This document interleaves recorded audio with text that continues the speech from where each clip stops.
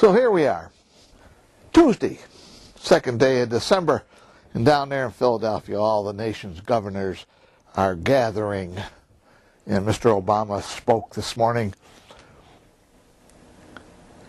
And all these boys are down on their knees, crawling to the federal government to bail them out of the precarious positions of their states. We're in hard economic times right now. Washington is spreading around hundreds of billions of dollars that it doesn't have. It's counting on borrowing all this money from the Chinese. But the states are in trouble. States have to operate on a balanced budget. It's in their constitutions. It's like here in New York and in California, only 2 states are not asking for federal bailout, Texas and South Carolina, and the rest of them are saying, oh, please, can you give us some money so that we don't have to cut any services? Oh, we can't cut services to the people of our state. We can't ask any of our government employees to take any sacrifices, a little pay cut, maybe a little contribution to their own benefits. Oh no, we can't do that. California is in real trouble. They're going to be billions and billions of dollars in the hole.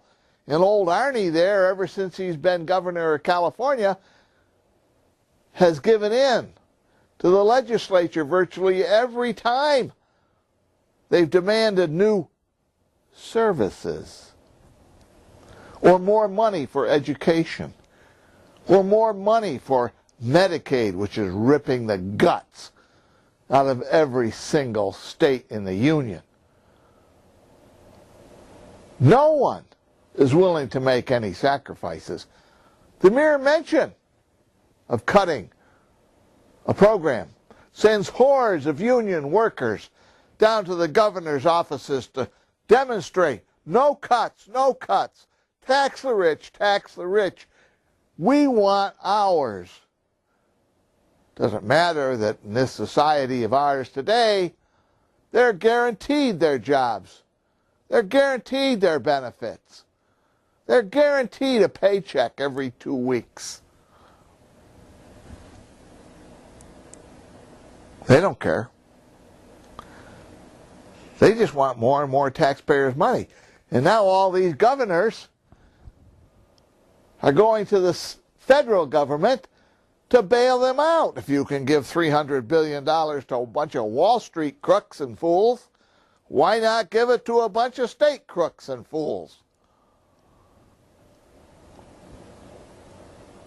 They got a point. But this recession is going to get worse. It's not going to get better for a while. It's not going to get better until government realizes they have to cut back on their spending, reduce services, hold the school systems accountable for the incredible waste, hold the states accountable and the federal government accountable for all these unfunded mandates they impose on everybody.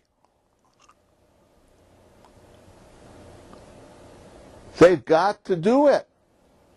They have to get entitlements under control. No more entitlements. They got to start mean testing different programs. They got to start telling these welfare Medicaid people they got to pay something for their medical care. They have to do something to stop these huge deficits that are going to bankrupt our nation. The governors, they want money for infrastructure spending, construction type jobs. mostly for men and little girls out there with their flags.